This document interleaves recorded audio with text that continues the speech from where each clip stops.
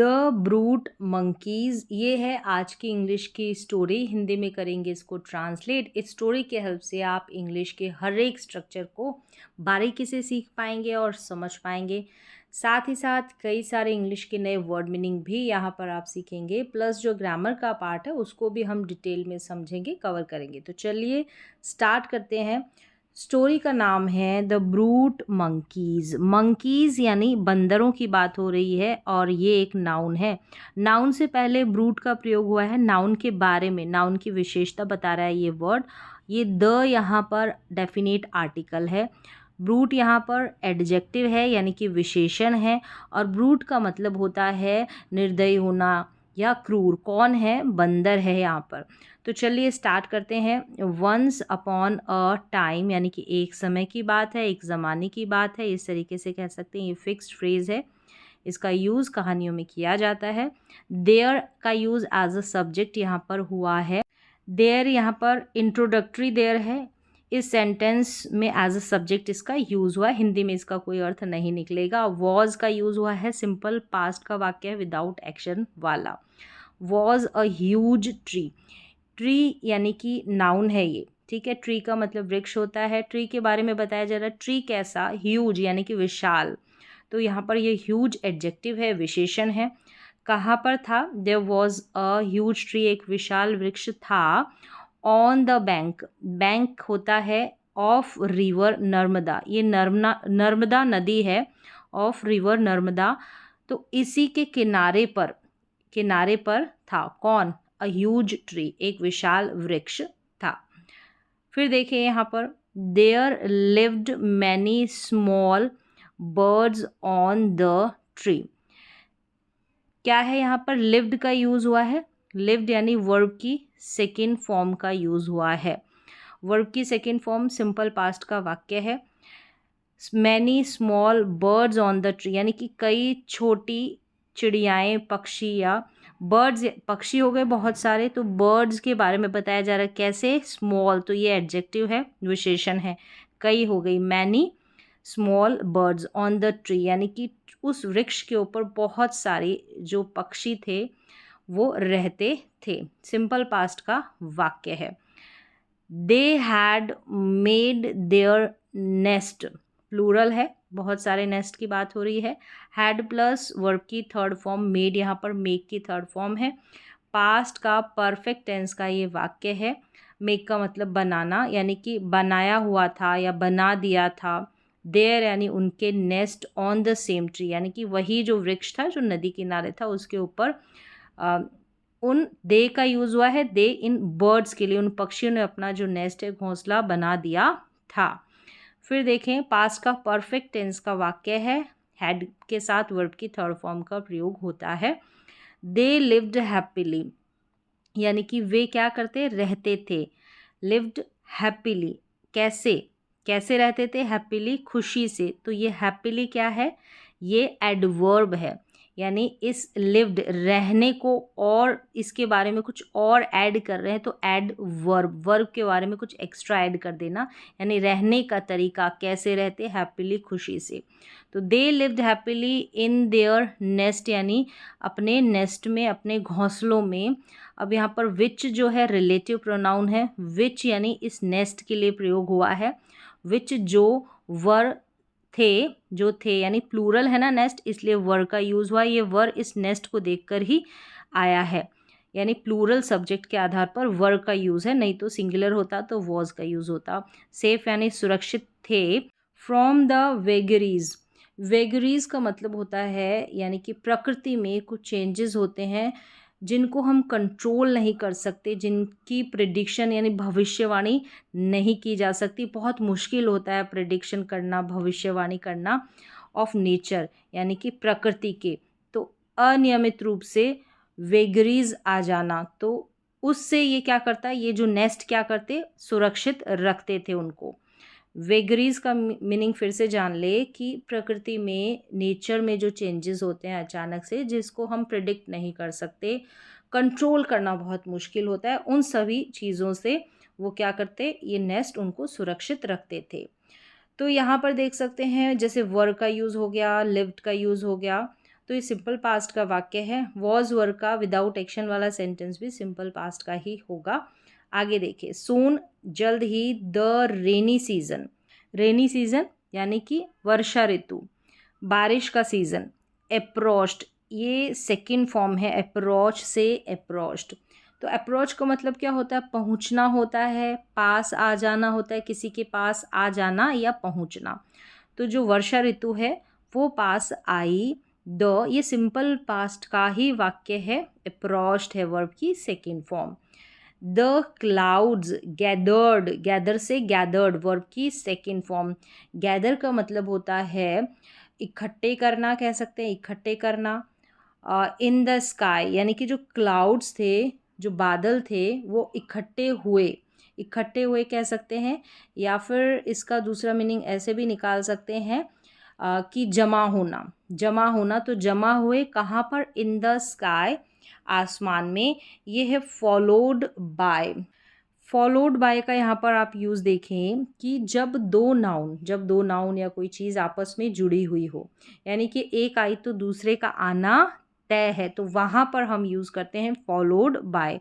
जैसे कि क्या हुआ? द रेनी सीजन अप्रोच्ड, यानी कि जो वर्षा ऋतु है आई, फिर उसके बाद क्या है? The clouds gathered in the sky, जो क्लाउड्स है, बादल है, वो गैदर्ड यानी इकट्ठे हुए, जमा हुए कहाँ पर? इन द स्काई, आसमान में। फॉलोड बाय, तो फॉलोड बाय का मतलब उसके बाद, ऐसा कह सकते हैं इसको। हिंदी में इसका अर्थ निकाले तो फॉलोड बाय उसके बाद स्टॉर्म एंड गेल। तो स्टॉर्म का मतलब होता है तूफान, वेरी बैड वेदर जब हो जाता है, हैवी रेन होता है, ठीक है, बिजली चमकती है, तो वो सब हो गया स्टॉर्म। और गेल का मतलब है यहाँ पर आंधी, वेरी स्ट्रॉन्ग विंड, तो उसको कहेंगे गेल। यानी उसके बाद जो क्या है? आंधी और तूफान आई। इस तरीके से हिंदी में इसका अर्थ क्या हो गया कि the clouds gathered in the sky followed by storm and gale, यानी आसमान में बादल घिराए, तो बादल घिराए तो उसके बाद क्या आना तय है? तो फॉलोड बाय, उसके बाद तूफान और आंधी आई। तो एक चीज़ आई तो उसके बाद दूसरी चीज़ का आना तय है। इस तरीके से फॉलोड बाय का यूज़ होता है। फिर देखें, इट रेन्ड, इट का यूज़ हुआ है जब बरसात की बात की जाती है, मौसम की बात की जाती है, तो इट प्रोनाउन का यूज़ किया जाता है। ही या शी का तो यूज़ करेंगे नहीं। तो इट रेन्ड हैविली, अब रेन से रेन्ड, ये वर्ब की सेकंड फॉर्म है। हैविली का मतलब है अत्यधिक यानी भारी रूप से, तो ये एक एडवर्ब है, यानी वर्ब के बारे में कुछ एक्स्ट्रा ऐड करती है, यानी वर्ब की विशेषता बताती है, ऐसे कह सकते हैं। वर्ब के बारे में बताया जाता है तो वो एडवर्ब। तो इट रेन्ड हैविली यानी कि बहुत भारी रूप से, कह सकते हैं अत्यधिक वर्षा हुई। ब्रिंगिंग डाउन द टेम्परेचर, तो ब्रिंग डाउन द टेम्परेचर मतलब तापमान को नीचे ला दिया, जो भारी बारिश हुई उसने। तो it rained heavily bringing down the temperature, भारी बरसात हुई, टेम्परेचर को, तापमान को नीचे लाया। The weather became cool, become से बिकेम हो जाना, बन गया, कैसा? कूल, यानी कि जो वेदर है वो ठंडा बन गया, तो बिकम की सेकेंड फॉर्म है बिकेम। फिर आगे देखें, द बर्ड्स टेक की सेकेंड फॉर्म टुक, शेल्टर, तो शेल्टर का मतलब यहाँ पर है शरण लेना, पनाह या आश्रय। तो टुक शेल्टर, टेक शेल्टर से सेकेंड फॉर्म, यानी आश्रय लिया, पनाह ली। इन देयर नेस्ट, कहाँ पर आश्रय लिया? अपने नेस्ट में, अपने घोंसलों में, इमीडिएटली, तुरंत ही। सम ऑफ द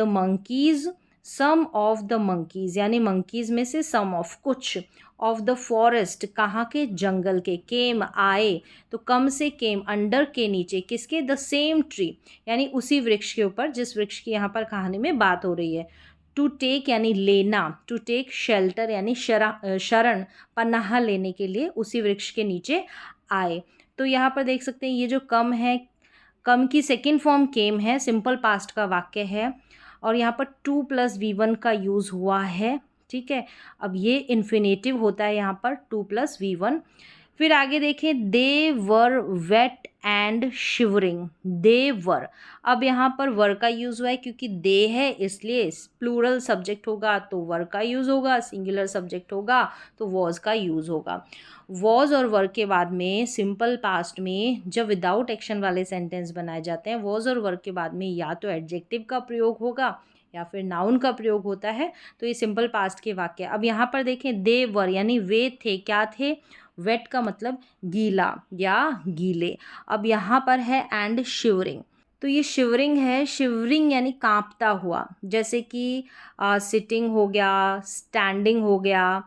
तो आईएनजी वाले कुछ एडजेक्टिव होते हैं, विशेषण होते हैं, तो यहाँ पर ये शिवरिंग भी विशेषण है, एडजेक्टिव है आईएनजी रूप में, और वेट भी यहाँ पर, ये दोनों, और वर्ग के बाद में एडजेक्टिव का ही यूज हुआ है, यानी कि दे। अब ये जो दे थे, दे जो सब्जेक्ट है उनकी स्टेट अवस्था की बात की गई है। वेट, एक तो उनकी अवस्था कैसी थी, गीली यानी कि गीले थे। दूसरा शिवरिंग यानी कि कांपते हुए, ये भी स्टेट के बारे में, सब्जेक्ट की अवस्था के बारे में बता रहा है शिवरिंग, तो ये भी एडजेक्टिव है, विशेषण है। इन द कोल्ड यानी कि ठंड में कांपते हुए और गीले थे।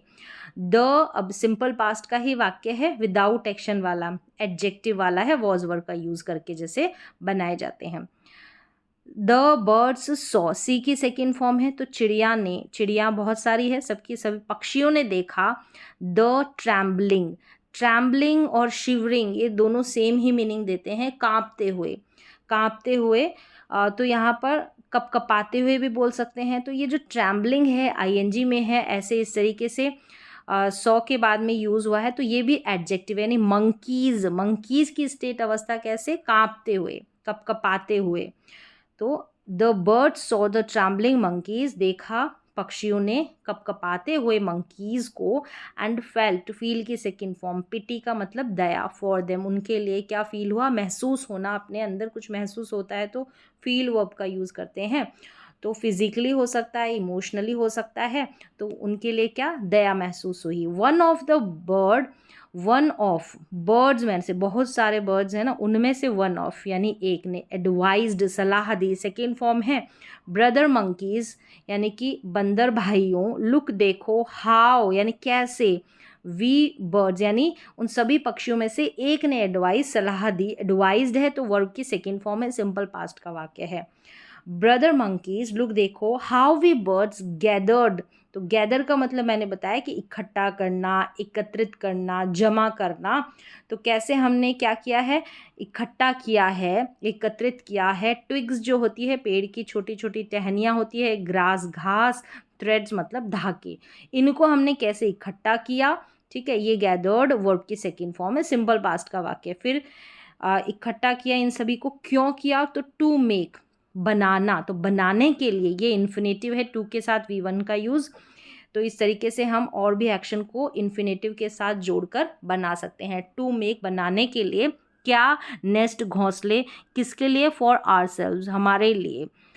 तो क्या है, दीज वेरी, दीज यानी कि ये, वेरी बहुत या अत्यधिक, नेस्ट यानी घोंसले, प्रोटेक्ट अस रक्षा करते हैं हमारी, फ्रॉम द, कहाँ से, from the hardship of changing season, hardship से, चेंजिंग सीजन यानी सीजन जब बदलता है, ऋतुएं जब बदलती है, उसके कष्ट से, हार्डशिप से हमको ये जो कौन बचाते हैं, ये नेस्ट हमको प्रोटेक्ट करते हैं, हमारी रक्षा करते हैं।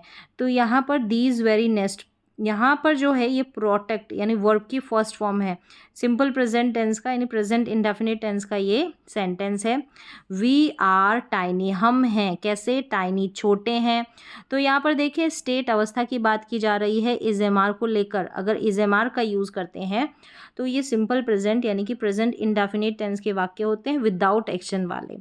तो यहाँ पर ये जो आर हो गया, या और भी वर्ब हो सकती है, आर, इज, एम, ये, इनको लिंकिंग वर्ब्स बोलेंगे। यहाँ पर हम इनको हेल्पिंग वर्ब्स नहीं बोल सकते, हेल्पिंग वर्ब आएगी तो उसके बाद में कोई ना कोई मेन वर्ब ज़रूर आएगी, तो ये हेल्प नहीं कर रहे हैं, अपने आप में ही पूर्ण है, पूरी है, तो ये लिंकिंग वर्ब होती है।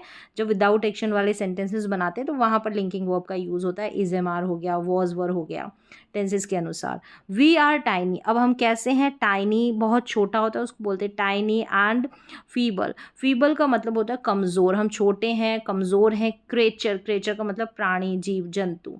स्टिल, ये सिंपल प्रेजेंट टेंस का वाक्य, स्टिल फिर भी, वी मेक हम बनाते हैं, वी के साथ वर्ब की फर्स्ट फॉर्म का यूज़, सिंपल प्रेजेंट टेंस का वाक्य, वी मेक हम बनाते हैं, होम्स यानी घर, एंड लिव यानी रहते हैं, हैप्पीली, कैसे रहते हैं हम, खुशी से, हैप्पीली, तो ये एडवर्ब है, क्रिया विशेषण है, हैप्पीली खुशी से।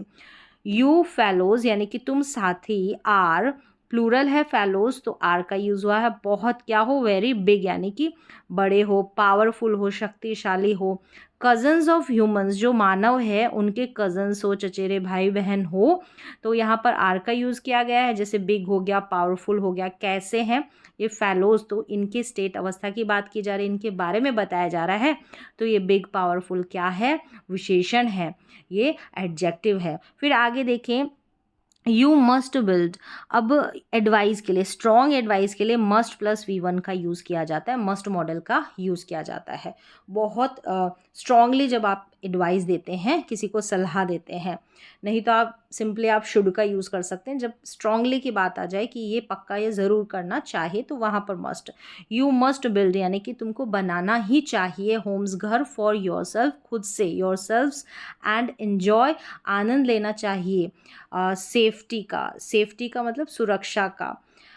आगे देखें, द एरोगेंट स्टूपिड मंकीज। अब मंकीज कैसे, बंदर, यहाँ पर नाउन है। स्टूपिड यानी कि मूर्ख, फिर क्या है, एरोगेंट का मतलब है घमंडी कह सकते हैं, अभिमानी कह सकते हैं। तो मंकीज़ की विशेषता बताई जा रही है, मंकीज़ के बारे में बताया जा रहा है। तो ये एरोगेंट और स्टूपिड यहाँ पर विशेषण है, एडजेक्टिव है। यहाँ पर आगे क्या है, did not like. Did not के साथ वर्ब की फर्स्ट फॉर्म का यूज़ हुआ है। पास्ट इंडेफिनिट टेंस में जब नेगेटिव सेंटेंस बनाते हैं तो डिड नॉट के साथ वर्ब की फर्स्ट फॉर्म का इस्तेमाल किया जाता है। डिड नॉट लाइक यानी कि तुमको क्या पसंद नहीं the way the little birds advised them. तो घमंडी और मूर्ख मंकीज़ को पसंद नहीं आया क्या, द वे तरीका, द लिटिल बर्ड्स यानी छोटे जो पक्षी है, एडवाइज देम उनको सलाह दी ना, वो पसंद नहीं आया। द लीडर ऑफ मंकीज़ स्नाल्ड, स्नाल से स्नाल्ड ईडी लगा है तो वर्ब की सेकेंड फॉर्म है, यानी कि एंग्री वे से बोलना बोलते हैं स्नाल्ड, या कर्कश आवाज़ में बोलना, गुस्से से। द लीडर ऑफ मंकीज़ का जो लीडर है, नेता, क्या बोलता है गुस्से से, how dare you give advice, यानी कि तुम्हारी हिम्मत कैसे हुई सलाह देने की। तो डेयर के साथ वर्ब की फर्स्ट फॉर्म का ही यूज़ है, इंट्रोगेटिव वाक्य है, सिंपल प्रेजेंट टेंस का ही है। डू यू इवन नो, क्या, अब यहाँ पर जो है डू हेल्पिंग वर्ब है सिंपल प्रेजेंट टेंस की, यानी कि प्रेजेंट इंडेफिनिट टेंस की, हेल्पिंग वर्ब वाला ये इंट्रोगेटिव सेंटेंस है। तो क्या से इसको ट्रांसलेट करेंगे, क्या तुम्हें, नो यानी पता होना, क्या तुम्हें पता भी है, who you are mocking at, who you are यानी कि तुम जो है किसके ऊपर, मोक एट से मोकिंग एट, मोक एट का मतलब होता है मजाक उड़ाना। तुम्हें पता है, तुम्हें पता है कि तुम किसका मजाक उड़ा रहे हो। तो यहाँ पर आर मोकिंग है, इज एम आर के साथ अगर मेन वर्ब में आईएनजी लगा रहता है, यानी कि वर्ब के फोर्थ फॉर्म का इस्तेमाल होता है, तो वो प्रेजेंट कंटिन्यूअस टेंस का वाक्य होता है, रहा है, रही है, इस तरीके से। आगे देखें, यू टेल अस, तुम, टेल का मतलब होता है बताना या कहना, तुम कहते हो, अस यानी हमसे, कि दैट की we are good for nothing creature. तो यहाँ पर क्रिएचर का मतलब क्रिएचर्स है तो प्राणी होना, जीव जंतु, और आर का यूज़ है, वर्ब की फर्स्ट फॉर्म टेल है, यहाँ पर सिंपल प्रेजेंट टेंस का वाक्य, आर के बाद में कोई एक्शन वाला वाक्य नहीं, ये भी सिंपल प्रेजेंट टेंस का वाक्य है। गुड फॉर नथिंग का मतलब यहाँ पर जान ले, गुड फॉर नथिंग का मतलब होता है नकारा, निकम्मा, किसी काम का नहीं होना, कमज़ोर होना, आलसी होना, उसको बोलते हैं गुड फॉर नथिंग। तो तुम कहते हो कि हम गुड फॉर नथिंग है, गुड फॉर नथिंग क्रिएचर्स है, मतलब कि हम नकारा, कमज़ोर या किसी काम के नहीं हैं, ऐसा। तो लेट द रेन स्टॉप यानी कोई भी काम होने देना, तो लेट का use, let the rain stop यानी कि क्या होने दो, बरसात को, बारिश को रुकने दो। एंड देन और फिर, आई विल टेल यू, मैं तुम्हें बताता हूँ, who should give advice to whom, यानी कि किसको एडवाइस देनी चाहिए, कौन एडवाइस दे और किसको दे, ऐसा। तो शुड का यूज़ हुआ है, शुड मॉडल वर्ब का, और इसके साथ में वर्ब की फर्स्ट फॉर्म। एडवाइस, सलाह वाले वाक्यों में शुड प्लस V1 का यूज़ किया जाता है। आगे देखिए, विल प्लस, यहाँ पर फ्यूचर इंडेफिनिट टेंस की जैसे है, विल और वर्ब की first form, I will tell you. और वैसे भी विल और वर्ब की फर्स्ट फॉर्म का यूज़ जब धमकी का सेंस आता है तो वहाँ पर भी विल प्लस वर्ब की फर्स्ट फॉर्म का यूज़ किया जाता है। आगे देखिए, as soon as, as soon as यानी कि जैसे ही द रेन स्टॉप, जैसे ही बारिश रुकी, स्टॉप्ड जो है बंद हुई, रुकी, वर्ब की सेकेंड फॉर्म है, सिंपल पास्ट का वाक्य है। द लीडर मंकी क्लाइंड अप, ऊपर चढ़ा कहाँ, द ट्री, तो वर्ब की सेकेंड फॉर्म ये भी सिंपल पास्ट में ही है। ही डिस्ट्रॉयड ऑल द नेस्ट, उसने डिस्ट्रॉय कर देना, नष्ट कर देना, तो नष्ट कर दिए सारे घोंसले ऑफ द बर्ड्स यानी पक्षियों के। एंड डैमेज्ड, डैमेज करना, नुकसान पहुंचाना, हानि पहुंचाना, दैट, उस वृक्ष को भी क्या किया, उस वृक्ष को हानि पहुंचाई। द बर्ड्स क्राइड यानी जो पक्षी वो चीखे चिल्लाए, हेल्पलेसली, असहाय रूप से, लाचारी से। ये हेल्पलेसली यहाँ पर क्या है, एडवर्ब है। क्राइड जो है चीखना चिल्लाना, वर्ब की सेकेंड फॉर्म है, इसका मतलब चीखना चिल्लाना। डैमेज्ड, डिस्ट्रॉयड, क्लाइम्ड, स्टॉप्ड, ये सब V2 है, वर्ब की सेकेंड फॉर्म है और सिंपल पास्ट का ही वाक्य है और पास्ट इंडेफिनिट भी बोल सकते हैं इसको। अब आगे देखिए, इट इज़ ट्रू यानी कि सच है, ट्रू है सच होना, सही होना। द एडवाइस यानी कि सलाह, मस्ट बी और ये वर्ब की थर्ड फॉर्म है। जब मस्ट बी के बाद में अगर वर्ब की थर्ड फॉर्म आ जाती है, कोई भी मॉडल वर्ब हो सकता है, शुड भी हो सकता है, कुड भी हो सकता है, इसके बाद में बी प्लस वर्ब की थर्ड फॉर्म का यूज़ हो जाता है, तो वो मॉडल वर्ब्स का पैसिव सेंटेंस हो जाता है। पैसिव सेंटेंस में क्या होता है, ये जो एडवाइस है इसके ऊपर काम होता है। द एडवाइस जो है सलाह दी जानी चाहिए, किसको दी जानी चाहिए, टू द डिजर्विंग यानी योग्य या लायक को, ओनली केवल योग्य लायक को देनी चाहिए। हु नीड एडवाइस, जिसको नीड प्लस वर्ब की फर्स्ट फॉर्म, नीड का मतलब ज़रूरत होना, आवश्यकता होना, जिसको ज़रूरत है, आवश्यकता है सलाह की। And will also heed to the advice, heed का मतलब होता है ध्यान देना, गौर करना किसी चीज़ के ऊपर। तो क्या मतलब हो गया यहाँ पर, फिर से रीड कर लेते हैं। It is true the advice must be given to the deserving only, deserving जो है उसी को केवल सलाह देनी चाहिए। Who need advice and will also heed to the advice, मतलब कि जिन्हें सलाह की ज़रूरत है, नीड है, और वे सलाह पर ध्यान भी देंगे। Will also heed to the advice, ध्यान भी देंगे, किस पर, सलाह पर। हीड का मतलब ध्यान देना, ध्यान भी देंगे। तो ये विल प्लस वर्ब की फर्स्ट फॉर्म है, फ्यूचर का इंडेफिनिट टेंस का वाक्य। नीड प्लस वर्ब की फर्स्ट फॉर्म, किसी को किसी काम की ज़रूरत है, तो ये भी सिंपल प्रेजेंट का है, और ज़रूरत थी होगा तो नीडिड हो जाएगा, नीड की जगह। तो यहाँ पर देख सके नीडिड हो जाएगा वो तो ठीक है, लेकिन यहाँ पर नीड के बाद में ये जो एडवाइस है, ये एडवाइस यहाँ पर नाउन का काम कर रही है, ना कि मेन वर्ब मुख्य क्रिया का। नीड के बाद में ये नाउन है एडवाइस यहाँ पर, और इससे पहले जो है मेन वर्ब के लिए भी एडवाइस का यूज़ हुआ था। आपने देखा हो तो यहाँ पर कहीं पर एडवाइस जो है मेन वर्ब के रूप में भी यूज़ हुआ है, लेकिन ये सी लगा रहता है ना एडवाइस में, ये सी लगा है, ये नाउन है, और एस होता है यहाँ पर, तो वो मेन वर्ब का काम करती, वो एडवाइस वो जो वर्ड होता। तो ये थी आज की सिंपल सी शॉर्ट स्टोरी कि किसको एडवाइस देनी चाहिए, जिसको ज़रूरत हो। तो उम्मीद है आपको सारे जो ये सेंटेंसेस है समझ में आए होंगे, क्योंकि मैंने टेंसेस की हेल्प से हर एक सेंटेंस के स्ट्रक्चर को समझाने की कोशिश की है।